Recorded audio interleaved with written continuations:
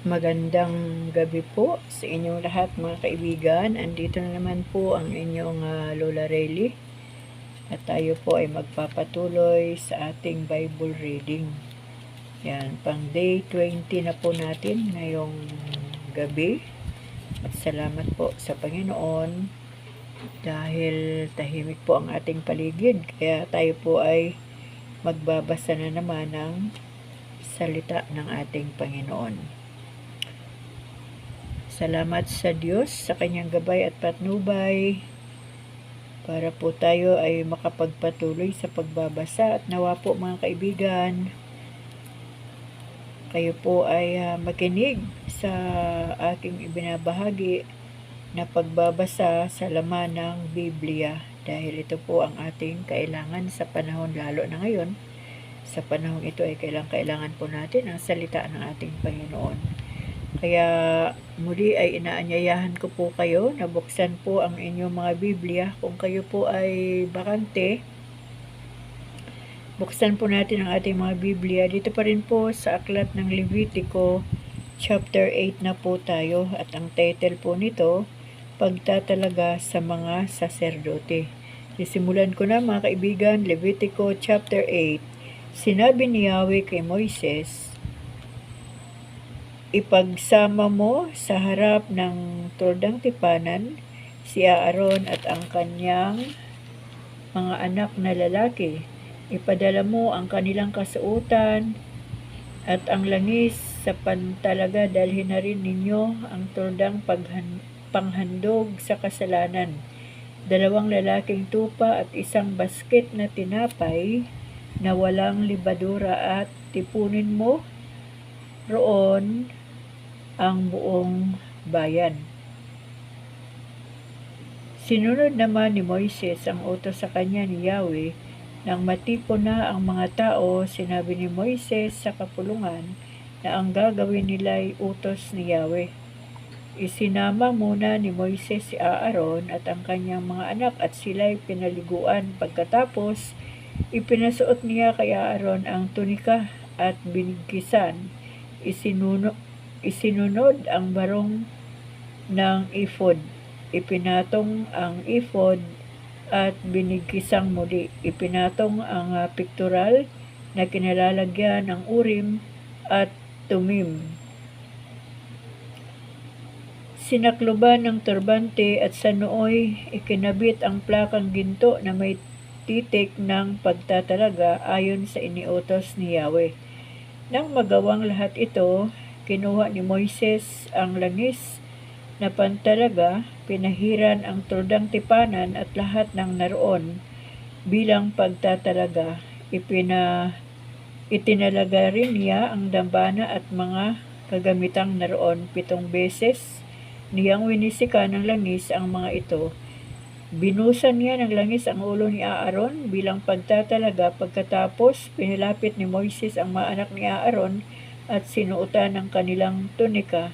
Tinalian ng pamigkis at nilagyan ng turbante gaya ng utos ni Yahweh. Pagkatapos, ipinakuha ni Moises ang totoong handog para sa kasalanan at ipinatong ni Aaron ang kanyang mga anak na lalaki ang kanilang mga kamay sa ulo ng toro. Pinatay niya ito, kumuha ng kaunting dugo sa pamagitan ng kanyang daliri, ay pinahiran ang mga sungay ng dambana upang ito'y dalisayin. Ang natirang dugo ay ibinuhos sa paanan ng dambana bilang pagtatalaga at pagtubos. Kinuha ni Moises ang taba ng lamang loob, ang lamad na bumabalot sa atay, ang 2 bato, pati ang taba nito at sinunog sa dambana. Ang balat, laman at dumi nito ay sinunog naman niya sa labas ng kampamento, gaya ng iniutos sa kanya ni Yahweh. Pagkatapos, kinuha ni Moises ang lalaking tupa na ialay bilang handog na susunugin. Ipinatong din ni Aaron at ng kanyang mga anak ang kanilang mga kamay sa ulo nito bago niya ito pinatay. Ibinuhos ni Moises ang dugo nito sa palibot ng dambana. Kinatay niya ang tupa at ang ulot mga pira-pirasong laman, pati taba nito ay kanyang sinunog. Hinugasan niya ang lamang loob at mga hita nito at sinunog na lahat sa dambana bilang handog na susunugin gaya ng utos sa kanya. Ang masarap na halimuyak nito ay nakalulugod kay Yahweh. Kinuha niya pagkatapos ang isa pang lalaking tupa, ang handog ng pagtatalaga. Ipinatong din ni Aaron at ng kanyang mga anak ang kanilang mga kamay sa ulo nito. Pinatay niya ang hayop at ang kaunting dugo nito'y ipinahid niya sa likod ng kanang tenga ni Aaron at sa kanang hinlalaki ng kamay at paa nito. Tinawag ni Moises ang mga anak ni Aaron at pinahiran din niya ng dugo ang likod ng mga kanang tenga at ang hinlalaki ng mga kanang kamay at paa ng mga ito. Ibinuhos niya ang natirang dugo sa paligid ng dambana. Pagkatapos, kinuha niya ang taba ng buntot, tabang bumabalot sa lamang loob, ang lamad ng atay, ang dalawang bato, pati taba nito, at ang kanang hita ng tupa. Sa basket na nasa dambana ay dumampot siya ng isang tinapay na walang libadura, isang tinapay na pinirito sa langis, isang tinapay na manipis at ipinatong na lahat sa taba at kanang hita ng pinatay na tupa. Pinahawakan niya ito kina Aaron at sa kanyang mga anak at inihandog nila ito sa harapan ni Yahweh. Pagkatapos, ipinatong ito ni Moises sa handog na susunuging na sa dambana at sinunog bilang handog sa pagtatalaga. Ito'y handog na pagkain at ang halimuyak nito'y kaaya-aya kay Yahweh. Kinuha ni Moises ang dibdib ng tupa at iniharap sa tanging handog. Ito ang kanyang parte sa tupang handog na pantalaga gaya ng iniutos sa kanya ni Yahweh. Kumuha siya ng langis na pantalaga at kaunting dugong na sa dambana at winisikan ni Aaron ang kanyang mga anak pati ang mga kasuotan nila.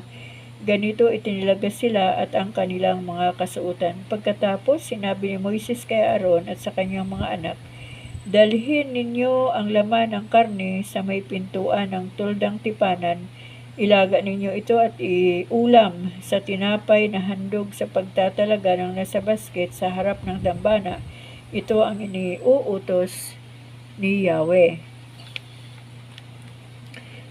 Ang matira ninyo ay inyong susunugin. Huwag kayong aalis doon sa loob ng 7 araw hanggang hindi natatapos ang pagtatalaga sa inyo. Ito ang iniutos ni Yahweh para sa araw na ito upang kayo'y matubos sa inyong kasalanan. Araw-gabi sa loob ng 7 araw ngayoy magbabantay sa may pintuan ng tuldang tipanan. Ito ang utos ni Yahweh. Kailangang sundin ninyo para hindi kayo mamatay. Sinunod na lahat ni Aaron at ang kanyang mga anak ang iniutos ni Yahweh sa pamagitan ni Moises.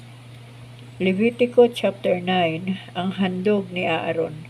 Nang 8 araw, ipinatawag ni Moises si Aaron, ang kanyang mga anak at mga matatanda ng Israel. Sinabi niya kay Aaron, kumuha ka ng isang batang toro at isang lalaking tupa na walang kapintasan at ihandog mo kay Yahweh. Ang unay handog para sa kasalanan at ikalaway handog na susunugin. Sabihin mo naman sa bayang Israel na magdala sila ng isang lalaking kambing bilang handog para sa kasalanan. Magdala rin sila ng isang dumalagang baka at isang tupang kapwa 1 taon ang gulang at walang dungis o kapintasan.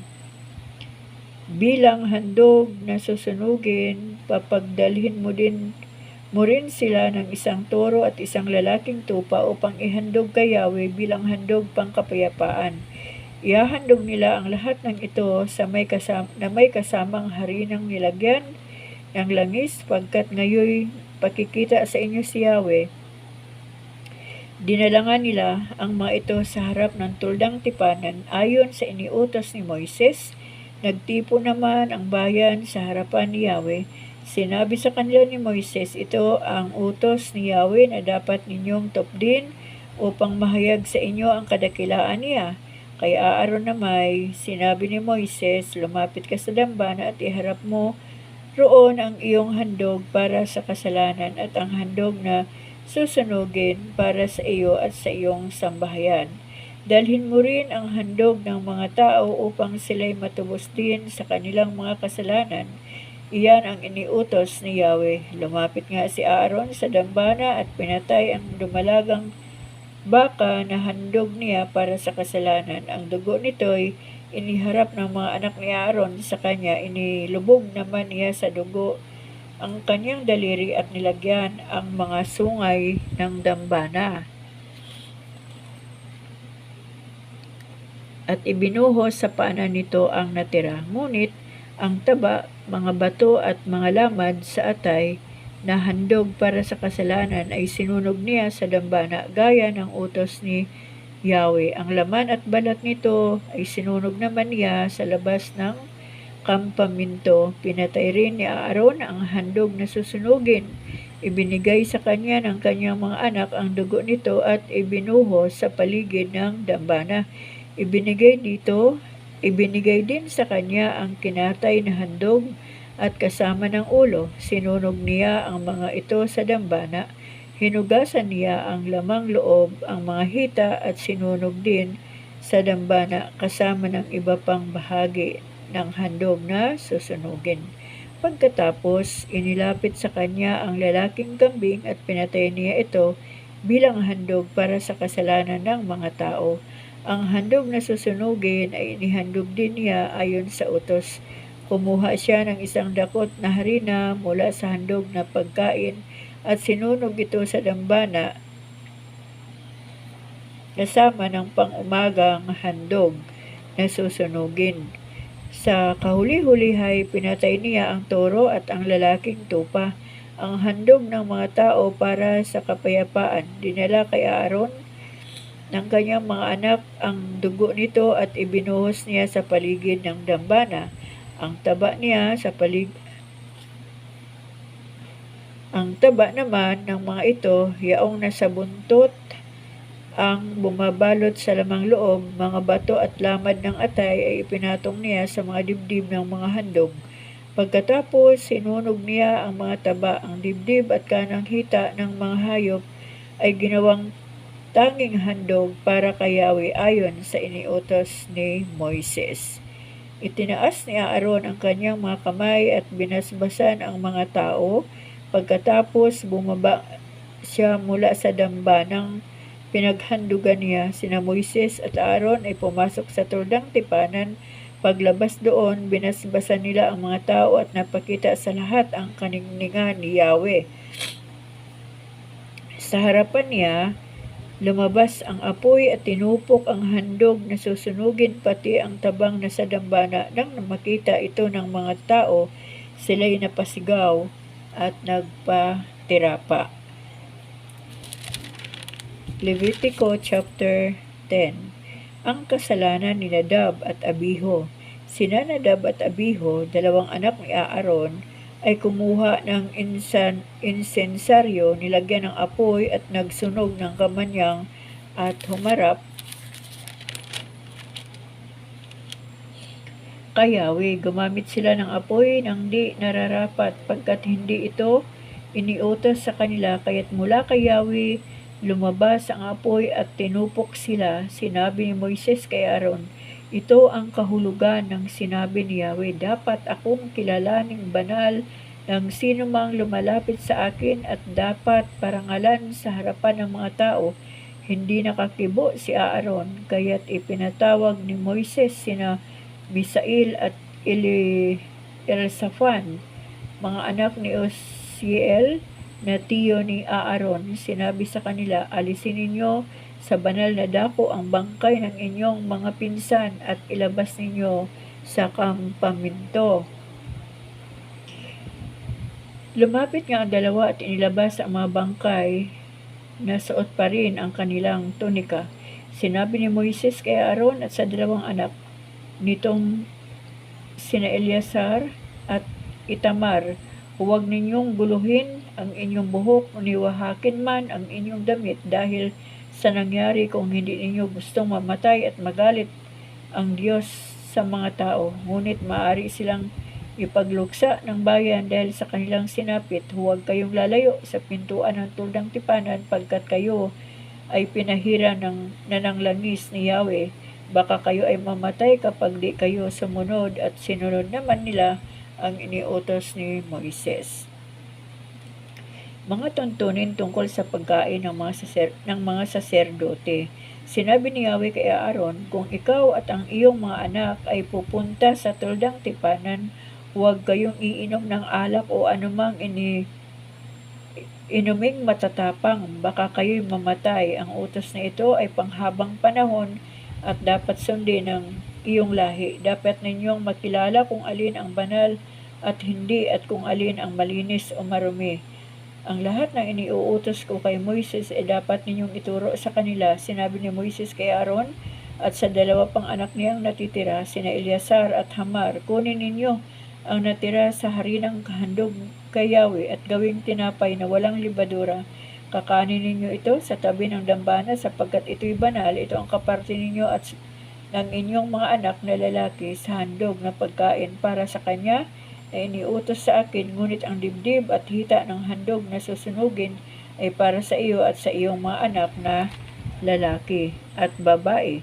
Doon ninyo iyon kakanin sa malinis na dako pagkat iyo'y kaloob sa inyo bilang kaparte sa handog na pangkapayapaan ng mga Israelita. Ang dibdib at ang hitang binanggit ay dadalhin nila sa dambana kasama ng mga tabang susunugin at ihahandog kay Yahweh. Pagkatapos ito'y ibibigay sa inyo. Ang batas na ito ay pangwalang hanggan ayon sa utos ni Yahweh. Nang siyasatin ni Moises ang tungkol sa kambing na inihandog para sa kasalanan, natuklasan niyang iyo'y nasunog na, pati ang di dapat sunugin. Nagalit siya kina Eleazar at Itamar at ang wika, bakit hindi ninyo kinain sa banal na dako ang handog para sa kasalanan? Hindi ba ninyo alam na iyo'y banal at ibinigay sa inyo para kumatawan kayo sa harapan ni Yahweh upang sila'y maging karapat-dapat sa Kanya? Sapagkat ang dugo ninyo'y hindi dinala sa loob ng sanktuaryo, dapat ninyong kinain ang handog para sa kasalanan, pagkat iyon ang iniutos sa akin.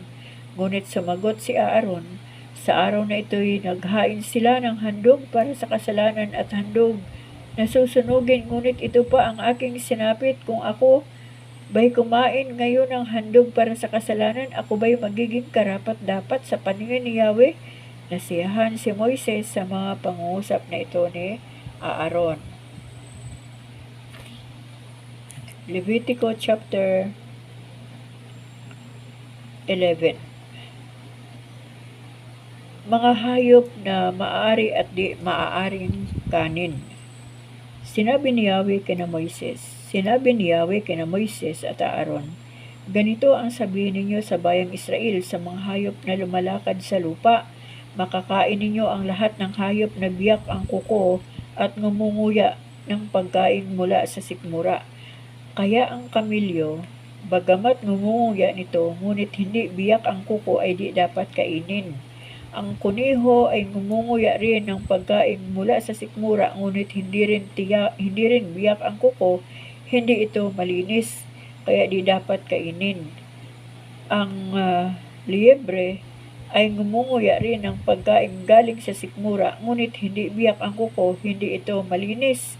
Ang baboy, biyak ang kuko, ngunit hindi naman ngumunguya ng pagkain mula sa sikmura, kaya hindi ito dapat kanin. Huwag kayong kakain ng karne, hihihipo man ng mga patay na hayop na iyan. Marurumi yan para sa inyo. Sa mga nilikhang na sa tubig, maging alat o tabang, ang maaari lamang ninyong kainin ay isdang may mga palikpik at kaliskis. Kaya ang walang palikpik at kaliskis, isda mang malalaki o maliliit sa dagat o ilog ay kasuklam-suklam. Huwag kayong kakain nito at iwasan ninyo ang mga patay nito. Lahat ng nilikha sa tubig na walang palikpik at kaliskis ay kasuklam-suklam, iya'y karumal-dumal para sa inyo. Tungkol sa mga ibon, ito naman ang huwag ninyong kakainin. Sapagkat marurumi ang agila, ang buitre at ang agilang dagat, ang lawin at ang limbas at mga kauri nito, lahat ng uri ng uwak, ang abistros, panggabing lawin, lawing dagat at mga kauri nito, lahat ng uri ng kwago, ibong maninisid ng isda, ang kwagong may sungay, ang pulikano, ang lahat ng uri ng tagak, ang tariktik, paniki at kabag-kabag, lahat ng kulisap na may 4 na paa ay dapat ninyong itakwil, maliban yaong may hitang ginagamit sa paglundag, tulad ng lahat ng balang na mahaba ang ulo, balang na kulay berde at bawat balang sa ilang. Ang lahat ng naglipanang lumilipad na may 4 na paa ay kasuklam-suklam. Ang sinumang humipo sa bangkay ng mga hayop na ito ay ituturing na marumi hanggang sa paglubog ng araw.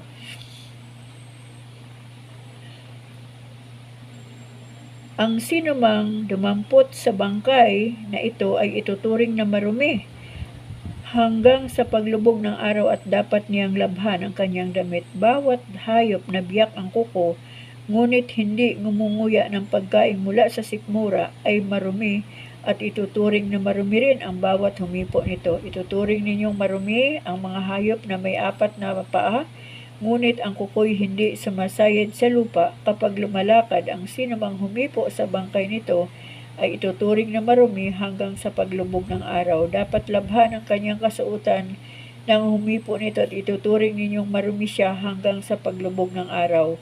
Sa mga hayop na naglipana sa lupa, ituturing ninyong marumi ang sumusunod: ang bubuwit, ang daga, at lahat ng uri ng bayawak, ang tuko, ang buwaya, ang butiki, ang bubuli, at ang hunyango.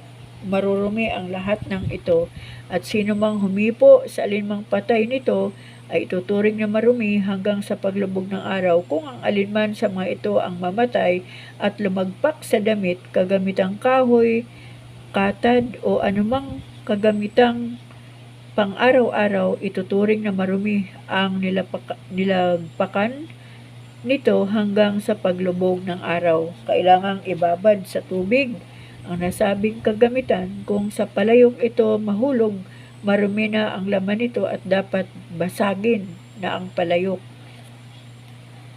Anumang pagkain may sabaw o tubig na malagay dito ay ituturing na marumi. Marumi nga ang anumang lagpakan ng ganitong uri ng patay na hayop.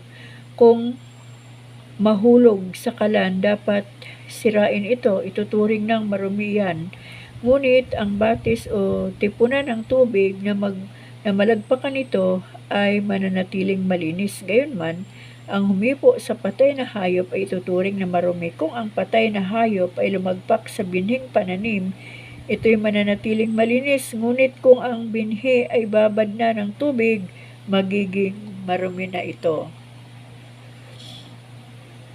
Kung kusang mamatay ang anumang hayop na maaring kainin, ang sinumang humipo rito ay ituturing na marumi hanggang sa paglubog ng araw. Dapat labhan ang kasuotan ng sinumang kumain o bumuhat nito at siya'y ituturing na marumi hanggang sa paglubog ng araw. Lahat ng maliliit na hayop na nagsasama-sama ay marumi at huwag ninyong kakaanin. Maging ito'y gumagapang sa lupa o naglalakad na may 4 na paa o higit pa. Huwag ninyong hihipuin ang anumang hayop na karumal-dumal, kayo'y mahahawa nila. Iingatan ninyong malinis ang inyong sarili, sapagkat ako si Yahweh ang inyong Diyos ay banal. Ako ang naglabas sa inyo sa Ehipto upang maging Diyos ninyo.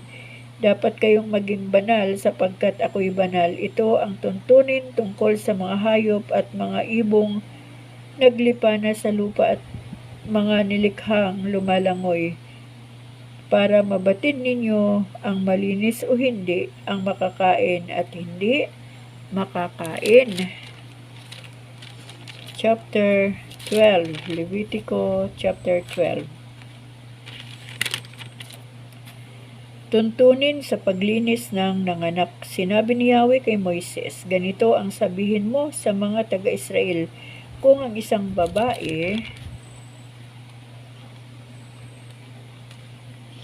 ay manganak ng lalaki, 7 araw siyang ituturing na marumi tulad ng pinapanahon. Pagdating ng ika-6 ay ika-8 araw, dapat tuliin ang bata. Maghihintay ng 33 araw ang ina bago siya ituring na malinis. Hindi siya dapat humipo ng anumang bagay na banal at hindi rin makapapasok sa sanktuaryo hanggang hindi natatapos ang takdang panahon. Kung babae naman ang kanyang anak, 14 na araw siyang ituturing na marumi, gaya rin ng siya'y may regla. 66 na araw siyang maghihintay bago siya ituring na malinis. Kung tapos na ang panahon ng kanyang paglilinis, siya'y maghahandog kay Yahweh. Maging lalaki o babae ang kanyang anak, magdadala siya sa saserdote sa may pintuan ng tuldang tipanan ng isang korderong sahing taon bilang handog na susunugin at isang pitson o bato-bato bilang handog para sa kasalanan. Ihahandog ito ng saserdote para sa nanganak at ang babae ituturing na malinis. Ganito ang tuntuning dapat sundin ng isang nanganak. Kung hindi niya kayang maghandog ng tupa, kukuha siya ng 2 bato-bato o 2 pitson. Ang isa'y handog na susunugin at handog para sa kasalanan. Ang isa matapos ihandog ng saserdote para sa ina, ito'y ituturing ng malinis. Levitico chapter 13. Tuntunin tungkol sa ketong. Sinabi ni Yahweh kina Moises at Aaron, kung ang balat nino man ay magbago ng kulay, mamaga o kaya'y magkaroon ng singaw na parang ketong, dadalhin siya kay Aaron o sa mga anak niyang saserdote. Susuriin siya ng saserdote at kung makita nitong namuti ang balahibo sa balat at sa palagay nito'y tagos sa kalamnan, may ketong ang taong iyon. Kung magkagayon, ipapahayag niya itong marumi, ngunit kung balat lamang ang namumuti at hindi pati balahibo, ibubukod siya ng 7 araw. Pagkatapos, kung sa tingin ng saserdote ay hindi lumalala ang pamamaga, 7 araw pa niya itong ikukulong. Pagkaraan ng 7 araw, susuriin niyang muli ang may sakit. Kung nagbalik sa dati ang kulay ng kanyang balat at ang pamamaga ay hindi kumalat sa ibang bahagi ng kanyang katawan, ipapahayag niyang malinis. Lalabhan niya ang kanyang damit at siya ay maliligo. Ngunit kung mamaga uli ang kanyang balat at kumalat ang sakit sa ibang bahagi ng katawan, muli siyang haharap sa saserdote, sisiyasatin siyang muli, at kung ang pamamaga ay kumakalat nga, ipapahayag ng saserdote ang may sakit ay marumi, may ketong ang taong iyon.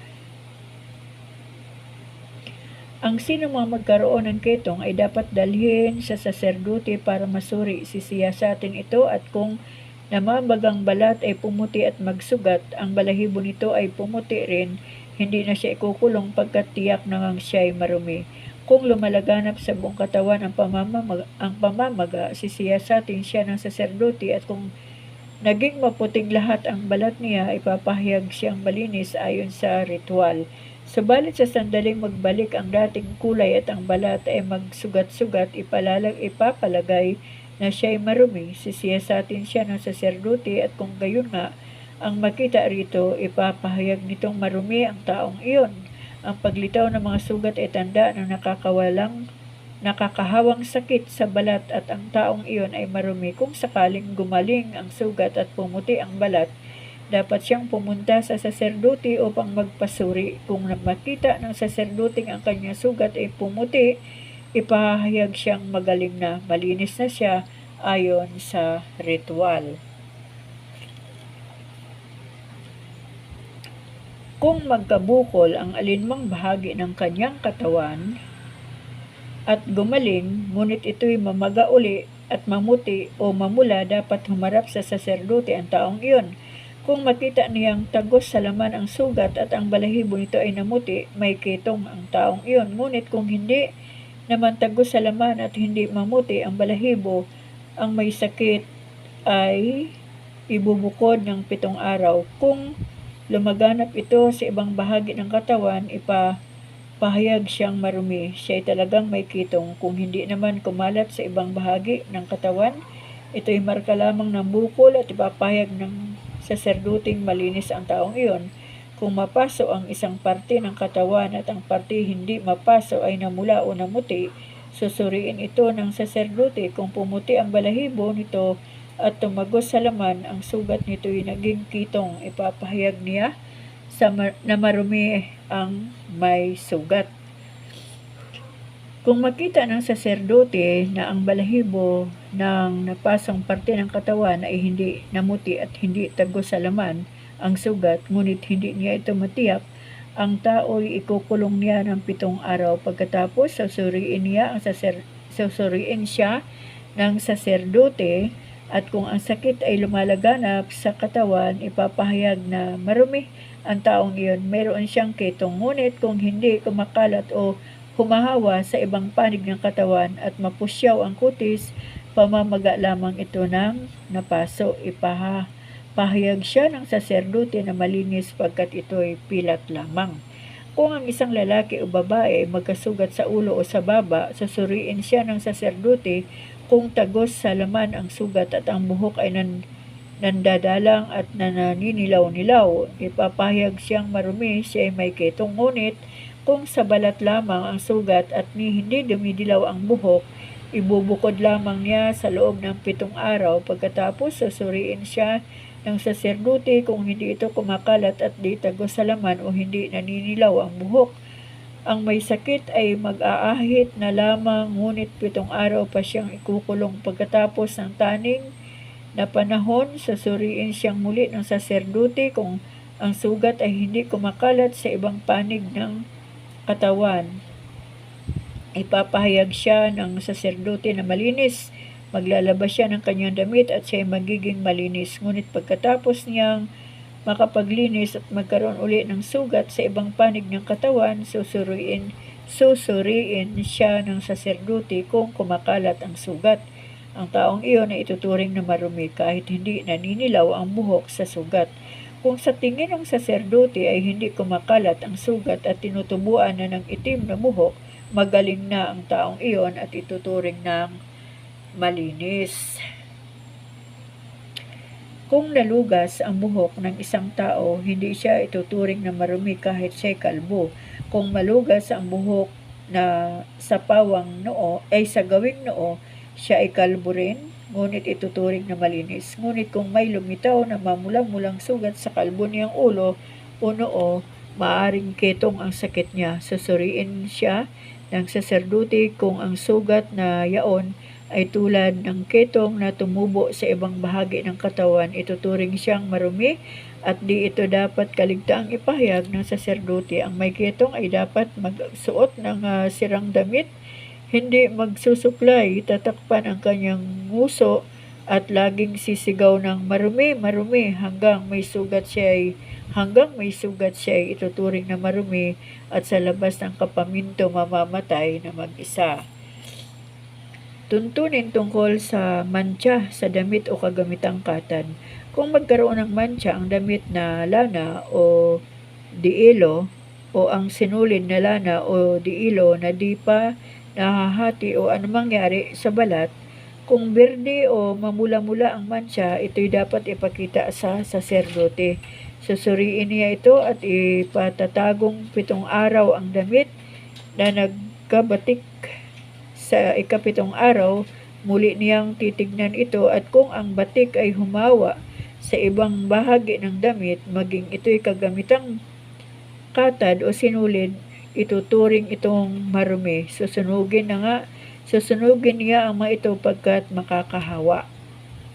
Subalit kung hindi naman humahawa sa ibang parte ang mantsa nito, maging ito ay damit sa kagamitang balat o sinulid, iuutos niyang labhan iyon, ngunit ipatatago pa niya ng 7 araw. Pagkatapos, muling sisiyasatin ito ng saserdote. Kung hindi nagbabago ang kulay, bagaman hindi humahawa, ituturing na itong marumi at dapat sunugin kahit nasaan ang mantsa. Ngunit kung mapuna niyang kumupas ang mantsa, ang bahaging iyo'y gugupitin niya sa damit at kagamitang katad. At kung may lumitaw pang ibang mantsa, ang damit ay dapat nang sunugin. Ngunit kung malabhan ang damit, kagamitang katad o sinulid at maalis ang mantsa, ito'y lalabhang muli at matuturing na malinis na o ituturing na malinis na. Ito ang tuntunin tungkol sa mga mantsa ng anumang kasuotang damit o balat upang malaman kung marumi o hindi ang mga iyon. Ayan po, salamat sa Panginoon. Tayo po ay dito muna magtatapos sa chapter 13. Mula po sa chapter 8 hanggang chapter 13. Ang daming mga tuntunin, mga kaibigan. Parang ang hirap sundin, lalo na sa panahong ito. Hindi po natin kaya, lalo na yung maghandog ng susunugin kapag nagkasala. Hindi po natin kayang bumili ng mga baka, mga tupa, mga kung ano-anong mga klaseng hayop sa panahong ito. Kaya salamat po sa Panginoon dahil sabi ko nga, meron pong New Testament na bago po ang mga tuntunin na iyan doon po sa New Testament. Pinagaan po ng ating Panginoon nung panahon na po ng ating Panginoong Hesukristo. Itong Old Testament ay panahon po ito ni Father God. Wala pa dito si Jesus Christ. Unti-unti pa lang na pinapakilala. Kaya mabigat pa po yung mga tuntunin na inuutos ni Yahweh sa kanila. So, yun mga kaibigan, nawa po ay magpatuloy lang po tayo sa pagbabasa ng salita ng ating Panginoon upang makita po natin at malaman po natin yung mga tuntunin ng ating Panginoon at ang mga bagay na hindi pwedeng gawin, hindi pwedeng kainin.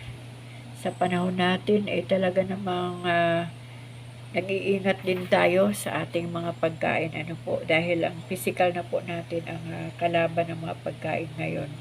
Kaya mga kaibigan, maraming salamat po sa inyong pakikinig. Nawa po ay magpatuloy lang po tayo sa pagbabasa ng salita ng ating Panginoon at pakikinig ng salita ng ating Diyos. Ito pong aking ginagawa dito, ang aking Bible reading dito po sa aking YouTube channel ay inihahandog ko po ito sa inyo mga kaibigan, lalo na po yung mga walang time para magbasa ng salita ng ating Diyos. Pag pagod at tayo po ay nakaupo, pwede po nating pakinggan na lang So yun, maraming salamat po sa inyong suporta sa lahat po ng ating mga subscribers. Ngayon po ay nasa 89 subscribers na po tayo. Maraming salamat po sa inyong lahat. Salamat po doon sa mga nag-share ng aking mga videos. Maraming salamat po sa mga likes, sa mga comments. Maraming salamat po sa inyong lahat. At higit sa lahat, maraming salamat po sa ating Panginoon sa buhay nating lahat. Hanggang dito na naman tayo muli magtatapos mga kaibigan. At loobin nawa ng ating Diyos sa araw o bukas na darating ay basa po tayo uli. Nasa Panginoon lang po ang ating pag-asa. Maraming salamat po at patuloy po tayong pagpalain ng ating Diyos. Ganon din ang ating mga sambahayan at ang lahat ng ating mga mahal sa buhay. Amen.